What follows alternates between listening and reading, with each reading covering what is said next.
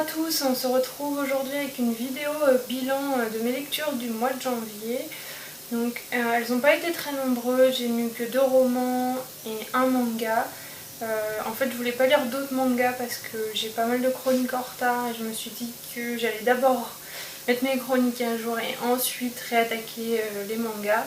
Sauf qu'en réalité je me suis pas du tout mis à jour et donc je n'ai pas réattaqué de manga, donc il n'y en a qu'un seul pour le mois de janvier. Je vais commencer par vous parler du manga que j'ai lu, donc c'est Blue Spring Ride de Iyo Sakisaka paru chez Kana, c'est le tome 1. J'avais lu une chronique chez Tali, d'Il était une fois. Donc c'est un peu du shoujo basique, voilà, Futaba l'héroïne est amoureuse d'un garçon au collège, je crois, si je dis pas, oui c'est ça, au collège, et en fait du jour au lendemain ce garçon a disparu alors qu'il avait l'air lui aussi amoureux d'elle. Par hasard elle le retrouve au lycée, enfin elle pense que c'est lui, en tout cas il ressemble à son amour de collège, et voilà, toute une histoire va se créer là-dessus.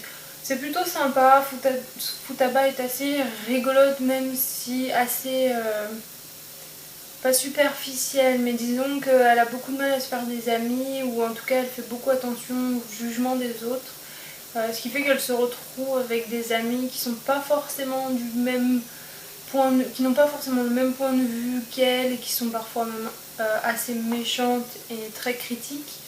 Donc c'est aussi ça, toute l'évolution de Futaba en fait, c'est aussi ça le manga, c'est de voir l'évolution de Futaba au fur et à mesure. Donc je lirai avec plaisir à la suite. Les dessins sont plutôt sympas.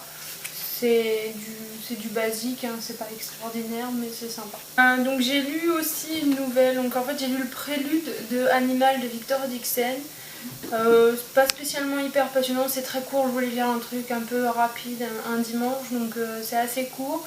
Je ne sais pas du tout ce que ça a apporté l'histoire puisque je n'ai toujours pas lu le tome 1 d'Animal. On est pendant la guerre napoléonienne contre les Russes, si je dis pas de bêtises. Et on suit un homme qui fait partie de la fanfare, quelque chose comme ça. Et il se passe des choses un petit peu bizarres pendant cette guerre. Il y a l'air d'avoir des monstres assez mystérieux et assez violents à vrai dire. Donc à voir si vraiment ça apporte quelque chose en plus du reste de l'histoire. Ensuite, j'ai lu Hanté de Christina Loren, paru chez Hugo Roman au mois de janvier d'ailleurs. Je sais plus quand exactement, mais début janvier. Donc en fait c'est l'histoire de Delila Blue et de Gavin, en fait, deux adolescents qui se connaissent depuis l'enfance, puisque Delila Blue en fait a passé 6 ans en pensionnat de jeune fille parce que justement une fois elle a défendu Gavin assez violemment et que ses parents l'ont envoyée en pensionnat. Delila c'est un peu une héroïne comment dire, très extravertie, qui n'a peur de rien et qui a des fantasmes assez particuliers puisqu'elle dessine un peu des choses un petit peu gore, voilà. Donc elle est très attirée par Gavin qui a un style un petit peu gothique on va dire. Et surtout Gavin a un secret très particulier, c'est-à-dire sa maison qui est beaucoup plus qu'une maison puisqu'elle est plus exactement même sa famille.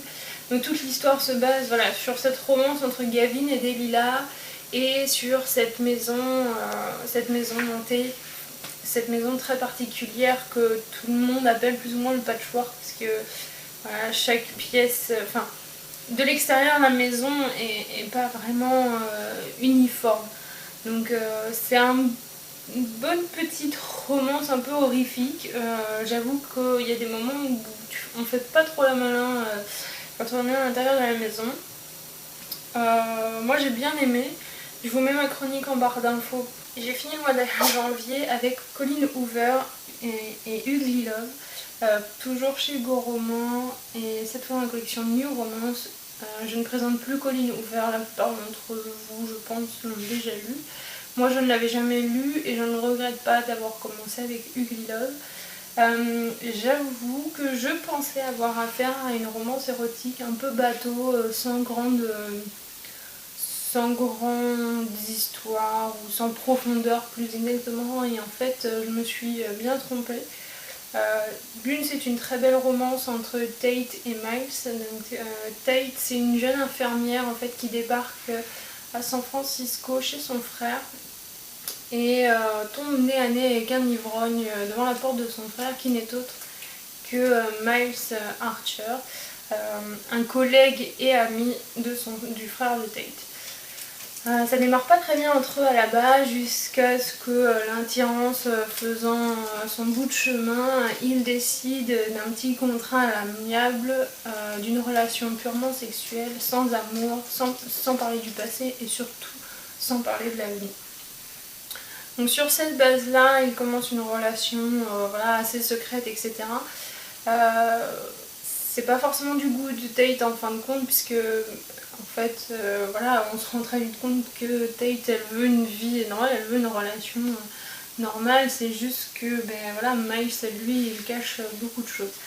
Ce que j'ai aimé dans ce roman, c'est surtout que Colin alterne les points de vue entre Miles et Tate, mais plus que ça, en fait, Tate nous raconte le présent avec Miles, mais Miles, lui, nous montre son passé et surtout, il nous montre l'adolescent qu'il était, cet adolescent très heureux, très extraverti et surtout très amoureux.